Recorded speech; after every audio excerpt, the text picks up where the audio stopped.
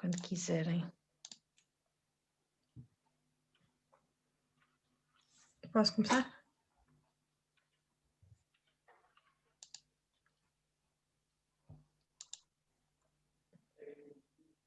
Vocês estão a ouvir bem? Sim. Ok, então posso ir começando, certo? Deixa-me confirmar. Não sei se já está Uh, alguém. Já diz que está em live no Facebook, Pois ali em diz. cima. Sim. Força. Ok. Então, primeiro que tudo, boa tarde. Obrigada por quem está a assistir. Primeiro vou fazer uma pequena apresentação do que é o MDM, para quem não sabe. O MDM é o Movimento Democrático das Mulheres, que é uma associação de mulheres que foi fundada em 1968. É uma associação que luta contra a opressão e a desigualdade entre mulheres e homens, que defendem os direitos das mulheres em todas as suas vertentes, políticas, sociais, económicas, culturais e direitos humanos. É uma organização de âmbito nacional, sem fins lucrativos, e é independente do Estado, de partidos políticos e de religiões, e o seu objetivo é a emancipação das mulheres pela paz e pela dignidade humana. Lutam pela construção de uma sociedade de igualdade, democracia, justiça social e desenvolvimento. A primeira pergunta que eu gostaria de perguntar à Sandra Benfica seria, primeiro, explicar um bocadinho como e quando é que se começou a celebrar o Dia Internacional da Mulher e talvez fazer um contexto histórico. Olá, muito obrigada pelo convite. Bom, o Dia Internacional da Mulher é preciso, se calhar, explicar um bocadinho que não é um dia como outro qualquer. E não é porque ele nasce de uma proposta muito concreta e num contexto político e social muito concreto, e é aí que se explicam, de facto, as raízes históricas do MDM.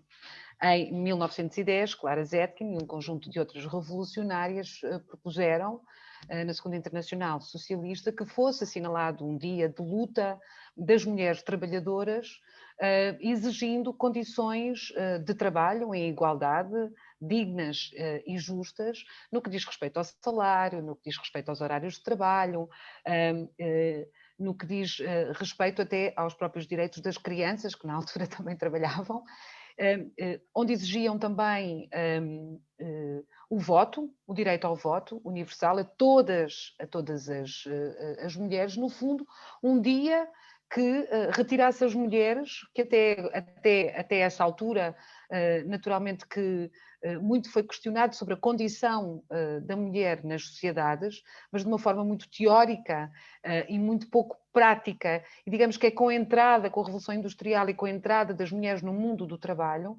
que se começou a sentir de facto a necessidade de fazer essa avaliação não do ponto de vista teórico ou de apenas constatação de facto das profundas desigualdades, discriminações, explorações e violências a que as mulheres estavam sujeitas, e passou-se de facto a ter esta ideia da necessidade da organização das mulheres, não apenas no contexto da sua integração em movimentos próprios, mas também da valorização da sua integração e participação nos movimentos operários revolucionários que eclodiam com grande força naquela época. Portanto, o Dia Internacional da Mulher Trabalhadora foi, de facto, aprovado em 1910 e nos anos seguintes tiveram imediatamente expressão muito significativa e, desde então, que nunca se deixou de assinalar. Naturalmente, no que diz respeito ao nosso país, é preciso ter em consideração que o Dia Internacional da Mulher, já na clandestinidade, durante o período fascista, correndo muitíssimos riscos, que saberão vocês tão bem quanto eu, o que é que isso significava, os riscos que se corriam celebrar uma data como esta, as mulheres nunca o deixaram de celebrar de formas muito diferentes. Vocês sabem que nós tivemos agora uma concentração comemorativa do Dia Internacional da Mulher no Porto e vamos realizar agora novamente uma no dia 13 aqui em Lisboa. E foi muito interessante porque foi lembrado, até pelo espaço físico onde se estava a realizar aquela concentração, portanto foi no Largo Amor de Perdição, portanto no Largo do Tribunal da Relação, que também é uma marca muito significativa na luta antifascista. Foi lembrado que em 1962 realizou-se a primeira comemoração no Porto, com 20 mil pessoas, já em 1962, correndo seríssimos riscos. E foi muito interessante porque, não apenas para lembrarmos isto, mas porque uma das mulheres que fez parte da organização dessa iniciativa é a nossa Maria José Ribeiro, que é fundadora do Movimento Democrático de Mulheres e que esteve em 1962, tem estado sempre e esteve também no Porto. E digamos que foi um momento bastante emotivo para todas nós. Portanto, as mulheres do MDM, que vieram formar o MDM ainda numa fase de semiclandestinidade, em 1968, muitas delas estavam integradas profundamente numa luta antifascista e de reclamação de direitos contra a guerra colonial, pela paz no nosso país. Algumas delas fizeram parte do Conselho Nacional das Mulheres Portuguesas, que foi fechado pela PIDE, e uma delas, que naturalmente não posso, é toda a justiça, e com muito prazer relembrar sempre, a nossa Maria Lamas, que presidente honorária do MDM. Portanto, nós, independentemente dos diferentes contextos históricos e da proibição de organização, de associação e de manifestação que tínhamos no nosso país no período fascista, as mulheres do MDM sempre assinalaram o 8 de março.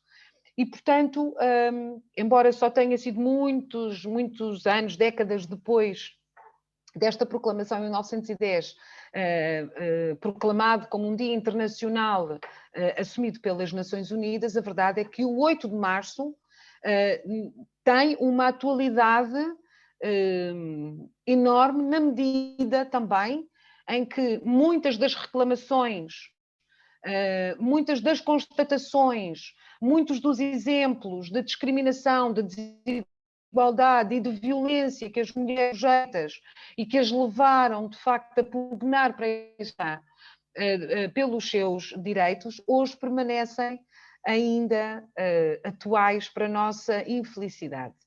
E, portanto, creio que era mais ou menos este contexto. Não é um dia como outro qualquer, não é um dia que mesmo quem tenha muita vontade, e tiveram, eu não sei se se deram conta que a CIP procurou assinalar o Dia Internacional da Mulher com uma piada de mau gosto, que foi discutir o trabalho das mulheres apenas por homens, mas damos de barato essa questão. As mulheres, de facto, continuam invisibilizadas no espaço público e nos espaços de decisão e de participação, infelizmente, ainda no contexto da nossa sociedade, mas, em boa verdade, aquilo que nos deixa absolutamente fora da mãe é que o objetivo, segundo os senhores, era assinalar o Dia Internacional da Mulher, desmaterializando do seu contexto de luta. Ora, é impossível.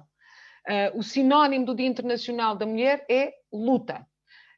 Podem-nos dar as flores, a gente não as recusa porque até gostamos muito dos cravos, das margaridas, das papoilas, dessas coisas todas. Até nos pode o Lidl pôr a comprar batedeiras elétricas e formas para fazer bolos, mas podem tentar fazer tudo isso. Mas as mulheres sabem que este é um dia de unidade, é um dia de reclamação, é um dia de denúncia e é um dia que celebramos também importantes conquistas, mas lembramos o quanto ainda nos falta percorrer até à igualdade e, sobretudo neste contexto pandémico, lembramos que não há desculpa e que não podemos calar as injustiças que estão a ser feitas em nome do combate à pandemia e que tantas consequências negativas têm tido nos direitos das mulheres. É verdade. Infelizmente parece que, como todos os outros problemas na pandemia, a falta de direitos que as mulheres têm tem-se vindo a agravar imenso. porque são sempre as mães que têm de cuidar dos filhos, são as mães que têm de conciliar com o trabalho, são as mães que têm de fazer tudo, não é? E é verdade, acabam por agravar a falta de direitos. Eu ia-lhe pedir para fazer o seu comentário em relação a esse debate, mas já falou um bocadinho Era sobre quase impossível não fazer Exato. esse... Não, mas posso acrescentar uma coisa, Inês, que é fundamental, não é? Porque ontem também a Christine Lagarde, responsável do banco do BCE, também veio dizer umas coisas para a imprensa sobre o Dia Internacional da Mulher, constatando de facto as dificuldades que as mulheres estão a viver, mas esquecendo que, como nós dizemos numa canção que temos aqui no Núcleo de Lisboa do MDM, a cama que eles fazem é a cama onde nós nos temos de deitar. E, portanto, tem havido aqui uma tentativa e uma tentação muito grande, ou melhor, uma tentação e uma tentativa até conseguida, de relegar os problemas das mulheres no que diz respeito particularmente ao nível do seu trabalho, da sobrecarga das tarefas domésticas, até da própria violência, para uma esfera que é uma esfera do individual. Uma esfera que o problema trata-se apenas da quase impossibilidade de conciliação da vida familiar com a vida pessoal, com o cuidar dos filhos, com essas coisas todas. Nós sabemos que existe e persiste um problema na sociedade que se prende com atitudes também racistas, mas machistas, sexistas, e, portanto, ainda temos, do ponto de vista da alteração das mentalidades, muito para correr. Mas não brinquemos com assuntos sérios. A maior parte das mulheres, e estou a falar num contexto que é um contexto em que há um casal heterossexual, um homem e uma mulher em casa, muitas vezes a opção de serem as mulheres a tomar conta dos filhos, pouco ou nada tem a ver com a esfera individual, tem a ver com o facto de serem as mulheres que têm os salários mais baixos, tem a ver com o facto das mulheres terem os contratos de trabalho ou a relação de trabalho mais precário, e que, portanto, na altura de se tomar decisões, nomeadamente num contexto em quem fica com os filhos ou quem vai às consultas médicas, e já agora quem tem as crianças, ou seja, quem enfrenta uma gravidez, quem enfrenta depois o cuidar das crianças e a recuperação das mães após o nascimento das crianças, têm tentado relegar isso para a esfera privada. Mas o problema não é no essencial na esfera privada. Ou seja, se a valorização das mulheres ao nível do seu salário, ao nível da sua carreira, ao nível da sua capacidade económica que garantisse uma independência e melhores condições de vida, naturalmente que muitos destes problemas estariam resolvidos. A senhora Christine Lagarde ou a CIP têm sido sempre aqueles que têm-se batido, têm-se oposto, até no quadro da concertação social, contra o aumento do salário mínimo nacional. Ora, as mulheres são o maior número de pessoas, de trabalhadores, que recebem o salário mínimo nacional. Empresas associadas à CIP são os grandes faltores que negam os direitos das mulheres, por exemplo, no exercício da maternidade. Nós só tivemos um debate à noite em que se falou do Dia Internacional da Mulher e tivemos testemunhos de mulheres que nesta fase, com a sobrecarga de trabalho presencial nas empresas, são obrigadas a trabalhar de fralda, porque não podem fazer pausa para retirar as suas EPIs para poder ir à casa de banho. Ontem tivemos a saída que pela primeira vez no nosso país o Ministério Público acusou formalmente uma empresa por assédio moral a uma trabalhadora. Estou a falar da nossa amiga Corticeira do Norte, que teve uma batalha enorme, a Cristina Tavares. E pela primeira vez no nosso país, nós temos o Ministério Público a acusar uma empresa porque naquele quadro de trabalho, aquela trabalhadora foi submetida a coisas que são absolutamente indescritíveis, aviltantes da sua dignidade e atentatórias de todos os seus direitos laborais.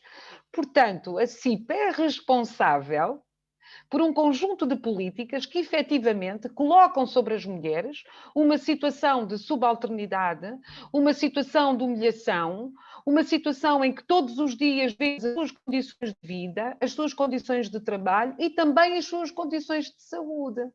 Portanto, podem entreter-se a fazer coisas muito bonitas, juntando os homens todos, porque também lhe posso dizer uma coisa. Provavelmente muitas mulheres da CIP não diriam diferente daquilo que os homens lá estiveram provavelmente a dizer. A questão é uma questão de guerra de sexos, não é uma questão se são homens ou se são mulheres. A questão é profundamente política, é profundamente ideológica e discute-se no quadro de um sistema económico onde quem lucra efetivamente com a situação que as mulheres estão a viver é o capital, é a acumulação de dinheiro. É o dinheiro que é gerado, que é acumulado à custa da exploração do trabalho, da vida, da saúde, até da própria sexualidade das mulheres. Neste tipo de luta nunca falta gente a criticar e a dizer que as mulheres já não têm de lutar por nada, e esses exemplos são provas de que precisamos ainda de lutar, mas alguns desses comentários podem convencer outras mulheres que realmente não precisam de lutar. E o que é que diria a essas mulheres? Com essas mulheres trabalhamos muito, demonstrando que muitas vezes estão submetidas a formas de pressão, de violação dos seus direitos, sem se darem conta. Porque, em boa verdade, as mulheres e as pessoas, no geral, conhecem muito pouco os seus direitos. E há uma pressão imensa, não é? Da propaganda, da publicidade, daquilo que se ouve nos telejornais, da forma como são feitas as notícias, não é? Dizendo-nos que nós não temos razões para lutar ou até procurando justificar determinadas políticas, dizendo que não existem outras opções e todos nós temos que fazer sacrifícios. Aquilo que dizemos às mulheres é que primeiro têm que conhecer os seus direitos, e esse é um papel fundamental do MDM. Perdemos, entre aspas, muito tempo nessa luta, e depois é preciso enquadrar, é preciso discutir com as mulheres que existe a urgência da sua participação na defesa daquilo que nós conseguimos conquistar, particularmente com o 25 de Abril. E, portanto, corre-se muitas vezes desta ideia do vox pop, mas não há volta a dar. Cada vez que, em vez de se afrontar ou de se considerar que mulheres ou que homens que dizem essas coisas são só parvos, não é? E partimos para a discussão honesta, séria, com exemplos concretos até da sua própria vida, muito rapidamente as pessoas se apercebem que, ao diabo, não é? Se calhar isto não é bem assim. O ano passado, creio que foi o ano passado, este exemplo que acho sempre muito piada. O nosso núcleo da Almada esteve a fazer uma distribuição de um folheto do 25 de Abril, do 8 de Março. E nesse folheto, uma das reivindicações é que, de facto, as mulheres não sejam discriminadas em função da maternidade, não é? E a rapariga, era um rapaz e uma rapariga, provavelmente namorados, aceitaram o documento e começaram logo a ler, e as nossas amigas mantiveram-se por ali. E ouviram depois os comentários. Um dos comentários era da própria rapariga que dizia: então, as empresas não podem perder dinheiro. Naturalmente, se elas ficam grávidas e depois vão para casa de baixa, elas perdem dinheiro. Bom, e o rapaz disse: olha lá, mas tu não estás bem a ver isto. Isso não é exatamente assim. E, portanto, aquela leitura imediata que esta moça fez, não é? Depois, desconstruída também com a nossa ajuda, de facto ela colocou-se, criou empatia, percebeu que também é mulher. E mais, percebeu outra coisa, percebeu que quando nos pagam as nossas baixas não nos estão a fazer favor nenhum, porque nós descontamos para as ter, não é? Nós contribuímos com aquilo que descontamos para a segurança social, social para garantir de facto depois que os nossos direitos são garantidos a esse nível, e percebeu que a questão da maternidade não é um aspecto apenas individual, não é um direito individual. Por isso é que a própria Constituição da República Portuguesa constituiu-a, colocou-a num patamar de um reconhecimento da maternidade como uma função social e lhe conferiu direitos de proteção. Nós precisamos de crianças, nós precisamos de ter crianças no nosso país. Em todos os países o problema do envelhecimento coloca-se, a necessidade da natalidade coloca-se, e mais, as mulheres no nosso país querem ter filhos. O que elas precisam é de condições para ter filhos. Olha, se à partida, quando eu já não, já tinha a ter filhos, mas vocês estão a acabar o vosso curso, não é? Que a seguir começam uma carreira. E a primeira coisa que vos colocam é se vocês namoram, ou se são casadas, ou se pretendem ter filhos, ou se têm essa possibilidade num curto ou médio espaço do vosso projeto de vida. E se isso é condicionante para vos contratar, estamos perante uma situação de grande violência e de grande desigualdade e de profunda discriminação das mulheres em função da maternidade. Mas depois temos outras empresas que até fazem assim uma gala imensa, dizendo, bom, as mulheres agora preocupam-se cada vez mais com a carreira e, portanto, nós oferecemos de forma gratuita a possibilidade das mulheres congelarem os seus próprios óvulos para mais tarde não perderem a possibilidade de serem mães. Há empresas que o fazem e fazem com grande orgulho. Ora, o trabalho não pode ser incompatível com a possibilidade, o desejo e a necessidade de cada mulher ter filhos, se assim o desejar. E, portanto, vê-se como ainda é tão entre aquilo que é o discurso, entre aquilo que é o que está consagrado na lei e aquilo que é, efetivamente, o exercício desse direito na vida das mulheres, estamos ainda muito longe de facto, estarmos em pé de igualdade entre aquilo que é a lei e aquilo que é depois essa legislação nas nossas vidas. Dei o exemplo da maternidade, mas nós podemos ficar o tempo todo a falar sobre aspectos relacionados com o trabalho ainda, ou com a igualdade dentro de casa, ou a igualdade na sociedade. Quer dizer, os nossos corpos continuam hoje a vender tudo. Tudo, não é? O ano passado, foi o ano passado, o MDM apresentou uma queixa porque um talho no Porto, em Gaia, não é? Resolveu fazer uma promoção de carne de vaca com uma imagem de uma rapariga de biquíni. Não é? Quer dizer, vamos lá ver. Portanto, nós ainda temos uma condição que é uma condição muito longe de podermos dizer que é justa e de tratamento justo e digno na nossa sociedade.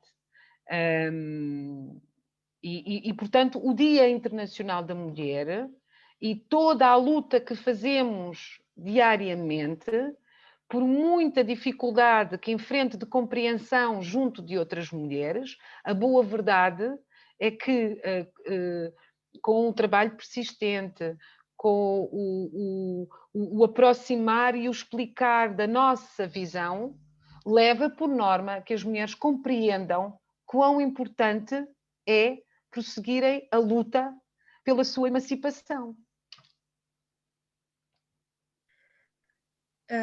Eu já falei um bocadinho sobre os objetivos do MDM, mas gostaria que falasse sobre os últimos projetos que desenvolveram, inclusive do jogo sobre a violência no namoro, porque acho que as pessoas que estão a ver, as pessoas da nossa idade, deveriam estar mais informadas sobre o assunto. Nós nesta fase estamos a desenvolver um projeto que se chama Para Além do Amor. E este projeto tem uma incidência muito grande no quadro da multiplicidade da violência na vida das mulheres.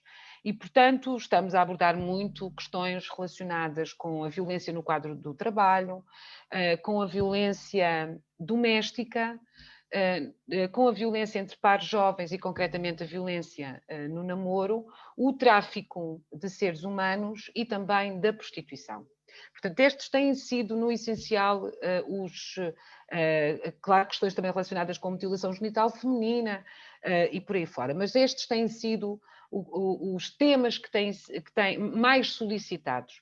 Nós fomos desenvolvendo, ao longo de alguns anos, instrumentos novos e até inovadores no que respeita à prevenção e ao combate a diferentes formas de violência. E, portanto, este projeto tem sido muito dirigido para o colocar, o ensinar, digamos assim, o formar até outras entidades. Sei lá, nós estamos a fazer formação da GNR, vamos fazer formação da PSP, estivemos a fazer formação de professores, estamos a fazer formação de técnicos, digamos, de estruturas de atendimento e de apoio não necessariamente a vítimas, mas também da frente da área social, porque o combate às diferentes formas de violência faz-se prevenindo, faz-se apoiando, faz-se depois perseguindo quem as comete contra as mulheres, neste caso concreto. Sobre a violência no namoro, nós desenvolvemos, e creio que é sobre estes projetos que a Inês queria conhecer melhor, desenvolvemos dois instrumentos que naturalmente gostamos muito deles. E procurámos que fossem diferentes, ou seja, nós partimos do princípio que já não há paciência para ir às escolas, sentarmos frente a uma turma e durante uma hora estarmos para ali a perorar, explicar que os meninos não batem nas meninas e a mostrar PowerPoints. E, portanto, desenhámos com a Universidade de Aveiro dois instrumentos diferentes. Um chama-se Unlove, e o Unlove é um videojogo. É um videojogo que nós entramos, escolhemos o nosso avatar e o tipo de relação que queremos ter com o outro, ou seja, não faz qualquer tipo... Pode-se gerar um avatar perfeitamente aleatório, ou eu posso definir o meu nome, o sexo com que quero identificar-me, a minha orientação sexual, a minha identidade de género, portanto, não, é absolutamente livre a esse nível também, e que coloca os jovens numa relação em diferentes cenários, o cenário da casa, o cenário da escola, o cenário do shopping, o cenário... só não temos a praia porque não tivemos dinheiro para poder, como as nossas amigas dizem, eu tenho sempre esta fixação, não tivemos dinheiro para fazer os bonecos todos de novo com umbigo, não é? Porque aquilo é uma coisa difícil. E de certa forma, o que o jogo faz é um jogo de pergunta-resposta, portanto, naquele determinado contexto, em que dá-se ao jogador sempre a possibilidade de três respostas possíveis. Uma resposta que é mais agressiva, uma resposta que é mais vitimizante e uma resposta que é mais assertiva, digamos assim. E o jogo vai progredindo e o jogador vai percepcionando através de umas mãos, o nosso símbolo são duas mãos com os dedos juntos que se formam um coração, vai-se afastando ou vai-se aproximando, medindo a qualidade daquela relação, e também o jogador vai-se afogando, porque está dentro do escafandro e vai-se afogando. E a páginas tantas são convidados a visitar aquilo que nós chamamos um mergulho, que é uma entrada num aquário, e nesse aquário, que começa todo muito bonitinho no início e depois já tem uns barcos partidos e uns peixes todos tortos e aquelas coisas todas, o jogador pode ir visionando pequenas fotos do momento do jogo em que aquilo não correu lá muito bem. E, portanto, é com este trabalho que depois nós vamos orientando para uma conversa, que não é uma conversa de dizer fizeste bem ou fizeste mal, mas uma conversa em que o próprio consiga identificar, perante aquele cenário, como é que podia ter resolvido aquela relação, aquela resposta de uma forma mais assertiva, ou reconhecer quantas vezes nós acabamos por ser agressivos ou aceitar a agressão, vitimizando-nos, sem percebermos muito bem porquê. Nós trabalhámos durante muitos anos este jogo com a equipa de psicólogos, com um grupo Focus que foi acompanhando todo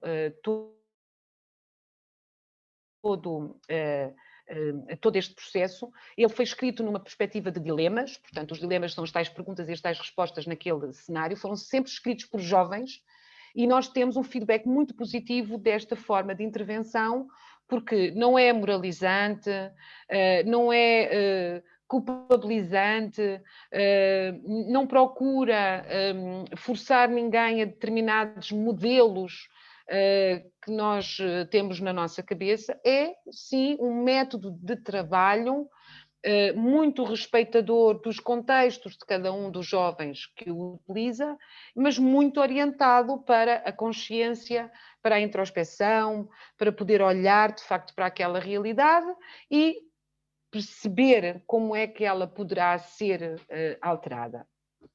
O outro instrumento é um guião pedagógico que está a ser utilizado essencialmente por professores no contexto escolar, e nós desenhámos com essa perspectiva de ser aplicado em contexto escolar, e que se chama Unpop. Temos o Unlove e tínhamos que ter o Unpop. O que é que faz o Unpop? O Unpop reconhece que hoje a cultura pop, aliás, como em todas as gerações, não é? Tem uma importância enorme naquilo que é o desenho e na normalização dos comportamentos de todos nós, não só dos jovens, mas de todos. Mas reconhecemos que, de facto, os vídeos musicais, os videoclipes têm, hoje já ninguém ouve música, nós observamos, vemos música, não é? Existem N estudos que mostram que, particularmente na vossa faixa etária, o tempo que se passa em plataformas como o YouTube, por exemplo, vendo música, são enormes. E, portanto, procuramos perceber como é que os videoclipes, que são uma indústria, têm moldado o consumo, e até a forma como nós normalizamos condutas do nosso comportamento.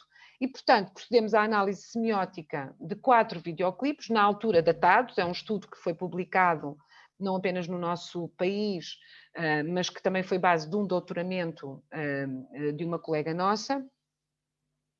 E vamos descascando aquele videoclipe com propostas de trabalho, ou seja, e aquilo que vos posso dizer é que são sempre sessões muito divertidas, porque ao contrário do que aquilo que se espera é o silêncio e tal, portanto, e nós trabalhamos com música, e portanto a ideia com que se fica no imediato é que quando nós visionamos um vídeo é uma coisa, mas depois quando começamos a descascá-lo como uma cebola e retiramos o som e chamamos a atenção para o simbólico, para o comportamento que se tem naquele momento, mas que no meio do barulho, da imagem, do que acelera, do que retarda neste esquema de construção de um videoclipe, fica de facto colocado de uma forma muito escondida, mas que não deixa de ter impacto naquilo que é a normalização de um conjunto de comportamentos.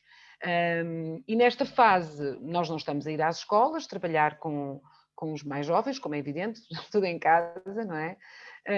Mas estamos a fazer formação de professores.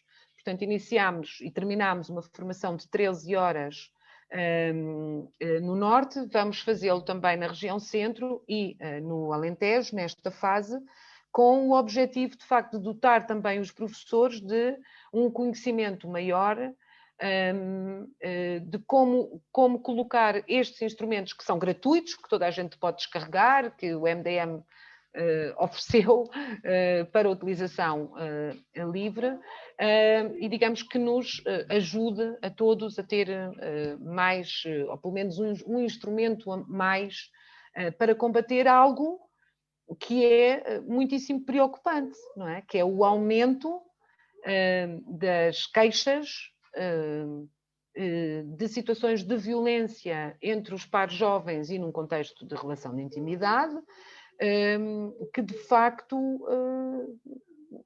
sentimos que há um agravamento muito grande.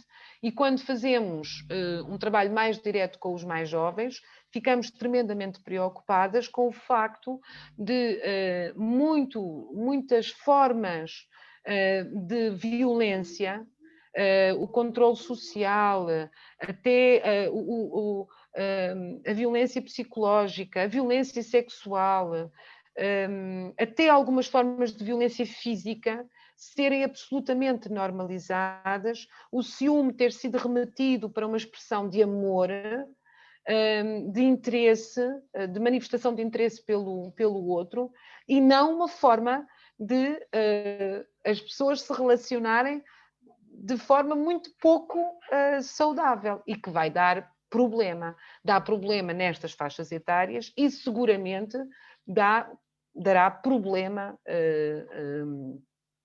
em idades mais avançadas. Pronto, eu espero muito brevemente, quando isto acalmar e pudermos novamente estar presencialmente, poder-vos também, na Faculdade de Letras, apresentar este trabalho e colocar à vossa disponibilidade para usarem da forma que acharem mais interessante no vosso trabalho. Gostaríamos muito que isso acontecesse quando fosse possível, quando a pandemia o permitir. E a minha última pergunta, e depois passaríamos a, eventualmente, se houver perguntas no direto do Facebook ou aqui, há mais mulheres envolvidas na luta? Há mulheres por todo o lado envolvidas na luta.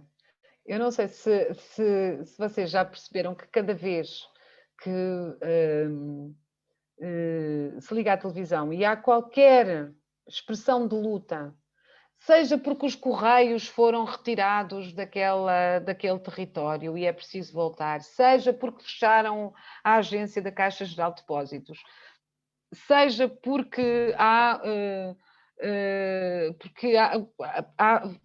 salários que estão em falta, porque é preciso abrir a creche ou porque é preciso garantir, eu sei lá, o centro de saúde precisa de abrir, é preciso mais transportes. Vocês vejam, as mulheres são a linha da frente desta luta. Portanto, as mulheres continuam a ser depois, naturalmente, que são ocultadas e ninguém... Considera-se muitas vezes que as mulheres e que a luta das mulheres resume-se apenas àquilo que é as expressões do feminismo ou das suas organizaçõezinhas, pronto, lá dos seus problemas específicos. Mas as mulheres têm problemas específicos e as mulheres têm problemas gerais. E nesses problemas gerais que afetam homens, que afetam mulheres, que afetam as crianças, que afetam os mais idosos, são sempre as mulheres que vocês veem em número imenso a reclamar, a usar da palavra, a organizar a manifestação, a concentração, o cordão humano. Portanto, nós temos esta característica. As mulheres portuguesas não são espectadoras, nunca foram espectadoras. As mulheres portuguesas sempre tomaram nas suas mãos o exercício dos seus direitos e a defesa dos seus interesses. Depois, naturalmente, que há aqui uma visão que é assim um bocado uma visão que eu acho muita piada, que só se olha para determinadas camadas, não é? Como se a representação e a participação das mulheres só se fizesse ao nível do número de deputadas que existem no Parlamento, ou das eleitas nas autarquias, ou se são CEOs de grandes empresas. As mulheres estão em todos os espaços de intervenção. As mulheres estão nas coletividades. As mulheres estão nas comissões de utentes. As mulheres estão nos sindicatos. As mulheres estão nas associações variadas de pais, nas associações de moradores. E esta característica e esta participação das mulheres, ao ser desvalorizada, remetendo-a muitas vezes para uma esfera de menor importância, também é aviltante para a nossa condição, na medida em que não reconhece a capacidade e a importância no desenvolvimento do país que as mulheres todos os dias dão, com o seu trabalho, com a sua criação, com o seu saber. Eu dou-vos um exemplo muito rápido para sair desta ideia apenas da luta e talvez seja compreendido. Nós tivemos um projeto há relativamente pouco tempo sobre o canto no feminino. E este projeto surgiu porque quando o Kant foi elevado a património imaterial da humanidade, em boa verdade, quem vê o Kant pensa imediatamente em quem? Em homens. Só homens. Não é? E que diabo? Então onde é que estão as mulheres? Não é possível haver qualquer expressão, seja do que for, neste país que não tenha seguramente a mão e o contributo das mulheres. Então fomos estudar, fomos investigar e fomos evidenciar esse contributo. E, de facto, se houve preservação do canto no feminino, e se hoje é património imaterial, as mulheres também o devem. Porque foram elas.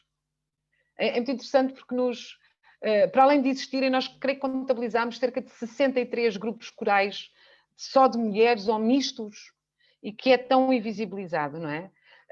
Descobrir como é que o canto no feminino, que era um canto comunitário, em que participavam homens e mulheres no quadro do trabalho, com o fascismo, as mulheres sendo retiradas do espaço público, também foram retiradas desta expressão cultural. Mas é interessante ver que os homens que participaram neste estudo, neste trabalho, diziam muitas vezes: nós aprendemos a cantar com as nossas mães e com as nossas avós. Foram elas que preservaram esta memória, foram elas que ensinaram os homens a cantar, foram elas que conservaram o cancioneiro e muitas vezes o escreveram. E, portanto,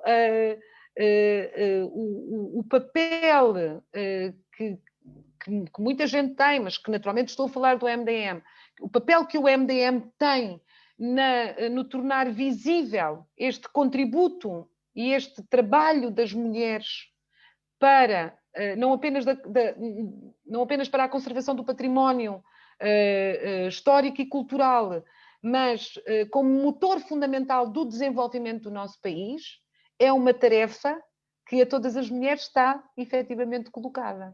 E que nós não prescindimos dele. O que é que nós precisamos? Precisamos que isto seja reconhecido, que o papel das mulheres no desenvolvimento das sociedades seja reconhecido e seja, sobretudo, valorizado. Valorizado não com palavras bonitas, e volto ao 8 de março, nem com torradeiras, nem com ferros de engomar, nem apenas em conferências em que os homens vêm discutir os assuntos das mulheres, mas valorizado em quê? No nosso salário, no tempo que precisamos para viver. As mulheres precisam ter tempo para viver e precisam de ter condições de dignidade para não apenas viver, mas também para aprofundar a sua capacidade de continuar a tornar o nosso país num país mais justo e melhor para mulheres e para homens. Eu acho que ninguém fez nenhuma pergunta, nem no Facebook, nem aqui. Portanto, queria perguntar se queria acrescentar alguma coisa, falar de algum tema que ainda não tenha sido abordado. Queria-vos desejar felicidades pessoais, coletivas, nessa associação de estudantes e convidar-vos para no dia 13 nos acompanhar e dar expressão a esta reivindicação que além do mais cruza as gerações, não é? Se há coisa que se encontra neste movimento é este cruzamento de gerações, de mulheres que, como a Maria José Ribeiro, fizeram os primeiros dias internacionais da mulher no nosso país, com mulheres menos novas, diria assim, da minha geração, que continuam a viver aquilo que também foi o sonho das nossas mães, e com elas aprendemos tanta coisa e que nos motivou para a luta, e também mulheres da vossa geração, que eu não gosto nada daquela ideia de as mulheres são o futuro, ou os jovens são o futuro. Vocês são o presente, e o vosso presente é um presente de grandes dificuldades, e portanto está na hora, é sempre hora, para com as vossas pancartas, com as vossas reclamações, com as vossas denúncias, se juntarem a esta luta. Portanto, fica aqui o convite e espero encontrar-vos nos restauradores às 15 horas, cumprindo com muita responsabilidade todas as normas sanitárias em cumprimento com as recomendações da Direção-Geral da Saúde, não deixar de forma alguma de assinalar condignamente o Dia Internacional da Mulher em Lisboa também. Então acho que assim terminamos. Quem puder que vá à manifestação, e obrigada por terem assistido. Obrigada, Inês. Até à próxima. Fiquem bem.